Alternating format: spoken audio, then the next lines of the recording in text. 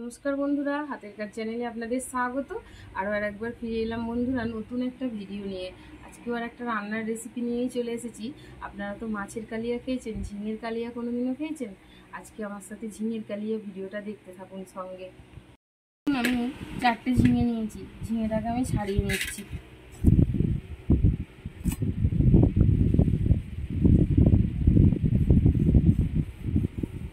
সব ঝিঙেগুলোকে ছাড়িয়ে নেব।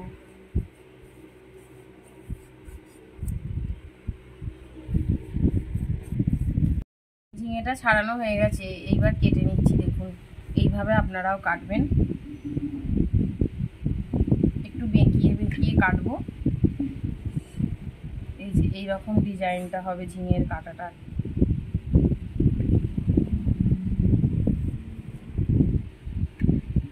সব ঝিঙেগুলোকেই এইভাবে কেটে নেব। সব ঝিঙেগুলোই কাটা হয়ে গেল, এবার জল দিয়ে দিচ্ছি আর খুব ভালোভাবে রগড়ে রগড়ে ঝিঙেগুলোকে ধুয়ে নেব। এখন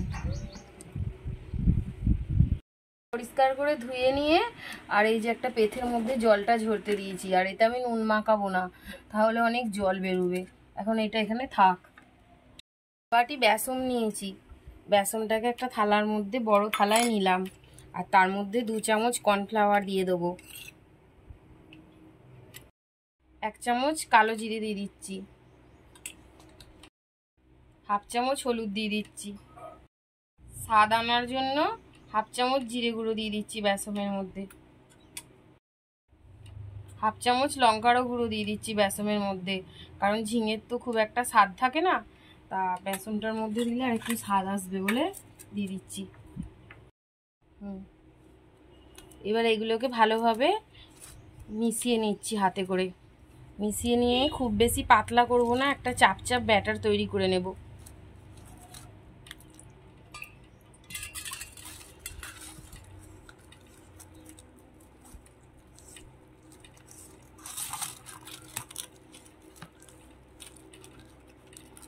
এইরকম চাপ চাপ একটা ব্যাটার তৈরি করে নেব। ব্যাটারটা চাপ চাপ করে তৈরি করে নিয়েছি। এখন 20 মিনিট মতন ঢাকা দিয়ে রেখে দেবো। নুনটা এবার ধরিয়ে নিচ্ছি।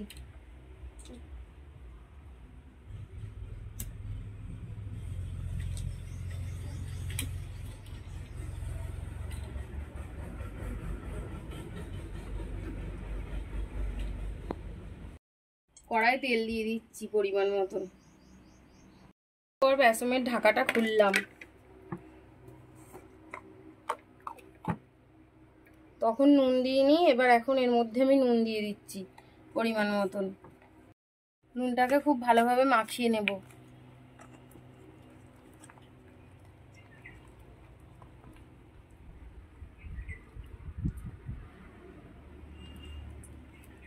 দেখুন বন্ধুরা, বেসনটা আমি আরও ভালো করে ফেনিয়ে নিয়েছি, নিতে এইরকম হয়ে গেছে। এইবার এই ঝিঙেগুলোকে একে একে এর মধ্যে নিচ্ছি, নিয়ে ভালো করে মাখিয়ে নিচ্ছি।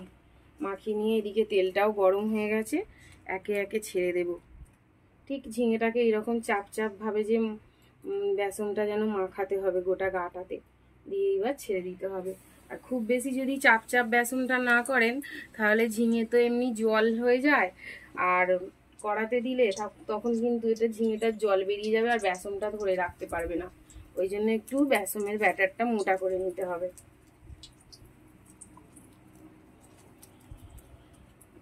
যতগুলো কড়ার মধ্যে ধরবে ততগুলোই ঝিঙেটাকে দিয়ে আমি ভেজে নেব। ঝিঙের পকোড়াগুলো উল্টে দিচ্ছি, দেখুন কিরকম ফুলে উঠছে।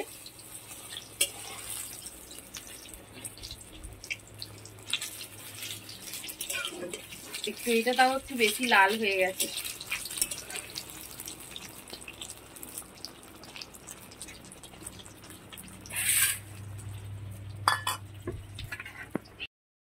নুনটা তো জোর জ্বলে গেছে, ওই জন্য লাল হয়ে গেছে। যেগুলো লাল হয়ে গেছে সেগুলোকে তুলে নিচ্ছি একে একে। এগুলোকেও আমি একইভাবে ভেজে নেব। আবার দিয়ে দিচ্ছি কড়ার মধ্যে।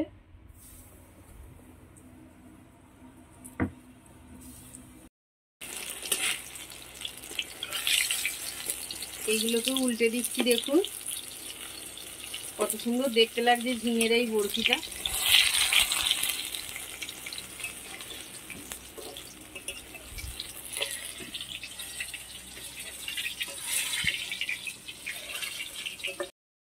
দেখুন বন্ধুরা, আমার ঝিঙের পকোড়াগুলো কিন্তু সব ভাজা হয়ে গেল।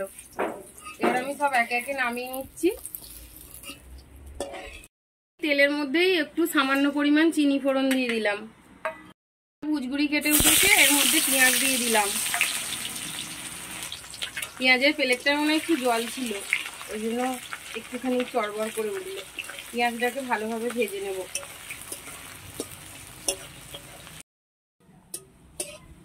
পেঁয়াজটা লাল লাল করে ভাজা হয়ে গেছে, এর মধ্যে একটা তেজপাতা দিয়ে দিয়েছি। এইবার টমেটোটা দিয়ে দিচ্ছি।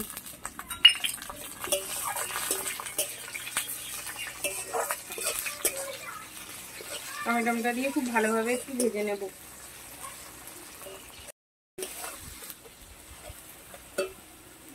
এইবার 1 চামচ রসুন বাটা নিয়েছি, রসুন বাটাটা দিয়ে দিলাম। এবার ভালো করে নাড়াচাড়া করে নেব। এবার এর মধ্যে 2 চামচ আদা বাটা দিয়ে দিচ্ছি।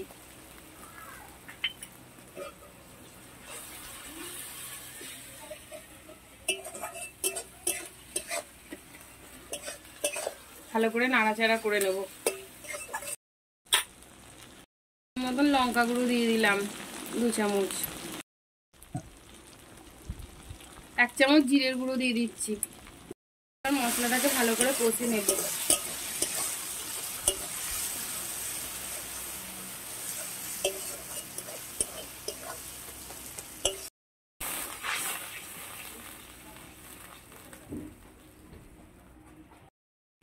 দেখুন বন্ধুরা, মশলাটা ফুটে গেছে। আর এই যে এবার ঝিঙের পকোড়াগুলোকে একে একে দিয়ে দেবো। তা বন্ধুরা, আপনারা চাইলে যদি শুধু বেসন দিয়ে কেউ করেন, শুধু বেসন দিয়েও হবে, কিন্তু একটু কর্নফ্লাওয়ারটা যে আমি 2 চামচ দিয়েছি, ঝিঙেটা তো নরম, কর্নফ্লাওয়ারটা দিলে ওর মধ্যে বেসনটার মধ্যে ভালোভাবে ধরে থাকবে, তাই জন্যই দেওয়ার উদ্দেশ্য। আর একবার বন্ধুরা এই রেসিপিটা ট্রাই করবেন, অবশ্যই খুবই ভালো লাগবে। একটা নতুন স্বাদের রেসিপি নিয়ে চলে এসেছি, আর দারুণ টেস্টি হয় এই ঝিঙের কালিয়াটা, না খেলে বুঝতে পারবেন না। এইবার এগুলোকে ভালোভাবে উল্টে দেব, দিয়ে আর একটু তেল ছাড়ার অপেক্ষায় থাকবো। আর তার আগে আমি একটুখানি ফোটার সময় গরম মশলা 1 চামচ দিয়ে দিয়েছিলাম, ভুলে গেছিলাম আপনাদেরকে ভিডিওতে দেখাতে। আপনারা চাইলে, এটা তো কালিয়া, 1 চামচ গরম মশলা দিয়ে দেবেন, দারুণ সুন্দর ফ্লেভার আসবে। মশলার তেল ছাড়তে আরম্ভ হয়ে গেছে বন্ধুরা, আমি এবার নামিয়ে নিচ্ছি।